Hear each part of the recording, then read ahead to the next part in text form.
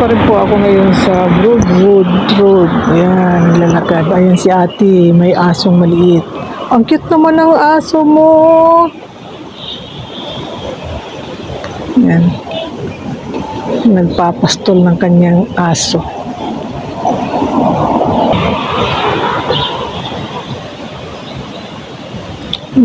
Ganito tayo. Yung iba dito nag-aalaga ng aso, nag-aalaga ng bata. Ako naman, trabaho ko dito ay market. Nagluluto, naglilinis ng bahay. Lahat, all around ako kasi isa lang yung amo ko. Tapos, kapag naglaro sila ng mahjong, napakarami ng aking iluluto. Kaya yun, pag nagluto na, talagang wala ka na ibang magawa kundi asikasuhin yung kusina. Gawa ng minsan, naabot ng 8 putahe yan yung niluluto ko. Tapos, kadalasan 4, pang-5 sa sabaw. Yan. Napakaraming iluluto. Tapos, kung kumain naman sila, napakakunti. Yung 1 kutsara lang, 2 kutsarang kanin. Yung ganun lang sila. Samantalang sa atin, naku po, napakaraming kanin kung kumain. Talagang itong punong to, korting-korte yan. Talagang alagang-alaga. Yan. Ginawang hagdan, pataas. Napakaganda, no? Design na rin nila yan.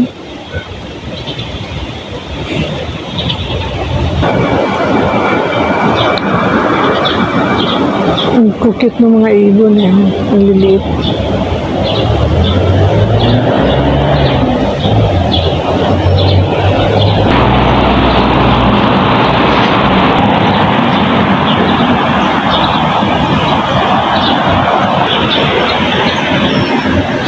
Maririnig mo yung maliliit na ibon. Humuhon.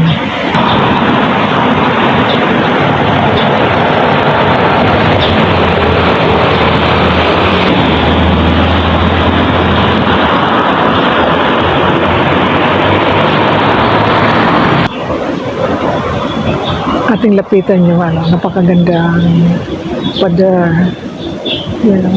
Yung puti na yun. Lapit tayo. Dito po, napakaganda niya kasi nakakapasok yung hangin. Yan. Ano siya? Yan. May butas. May butas talaga siya. Parang ginawa niya yung design. Napakaganda. Hindi yung hangin. Hindi na kailangan magano ka dyan kasi lusot-lusot lang yung hangin. Napakagandang design. Yan ang gusto ko dito.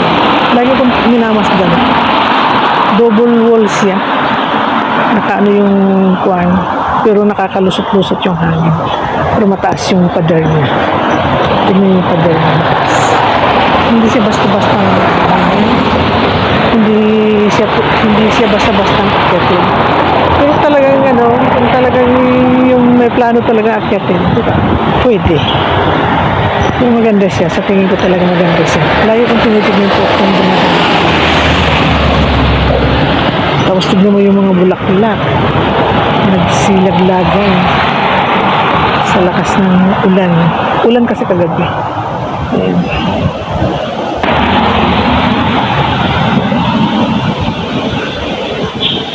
Idaan na lang sa lakad kaysa umupo sa isang tabi. Yan. Ang ginawa ko naman ngayon, lakad-lakad. At dito tayo pumunta sa magandang tanawin. Napakagandang lugar. Ang gagandang bahay ito dito. Mahaba itong kuwan na to. Itong pader na to.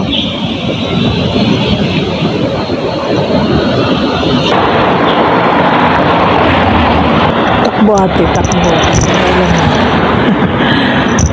Ayun, kumukuha siya ng payong yata. May payong din pala siyang dala. Maulan. Ito naglalakad ako. Ganun talaga ang buhay. Kapag hindi maulan, mainit naman. Ito maganda nga ito ngayon. Isang ulan ito. Magandang umpisa sa bukid. Mayo pa lang, maulan na. Umuulan na rin sa Pilipinas eh. Kaya maganda.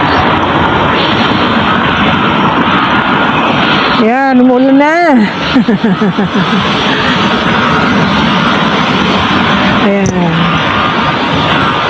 Ano pa rin to dito? Talagang kahabaan nito is Broadwood.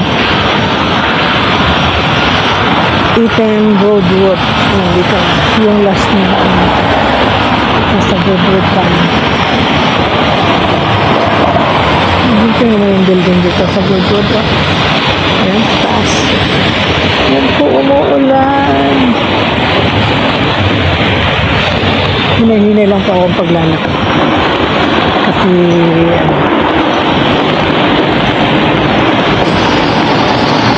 umuulan. Talagang ginawa ko ngayon, ngayong araw na to, talagang naglalakad lang. Ayaw ko sumakay. Pag ganito lang ulan, okay. Hindi naman kalakasan. Saka boring kasi sa bahay pagka nakamukmuk ka lang. Hindi ko naman ngayon. Kaya, yun.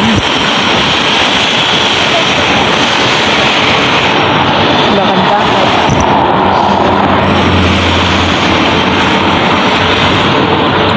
Lakang dalang payong. Bakit pa ba ako? Pupunta ka ng market? Oo. Tapos magdala ka ng payong. Kasi yun, umiiyak na. Umiiyak na ang langit. Ano ka, kuswibi lang? Ah? Kuswibi ka lang? Oo, ganyan. Yun nga lang, kapag naglakad ka naman, na wala kang payong, siguraduhin mo na lang mamaya, basa ka na. Bakit? Babalik ka na lang.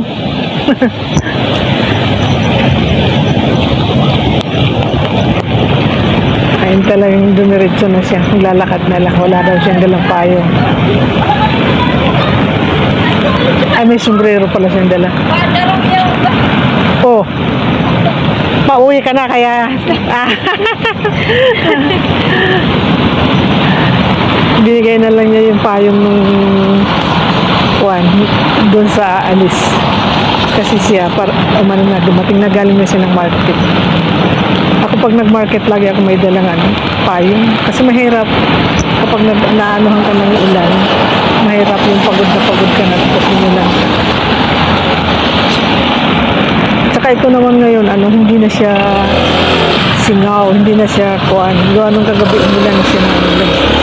Ay, kahapon pa pala, umulan siya. Kaya, hindi na nakakatapos yung singaw. Kasi mahirap yung unang ulan. Yung singaw sa lupa, pag nasinghot mo, yung delikado. Na-hospital na kaya ako nun. Nakasinghot ako ng singaw. Unang ulan ng kuwan. Unang ulan ng Mayo. Uwi na po ako. Umulan na talaga siya. As in, babayo. Maraming salamat po. Ako'y uuwi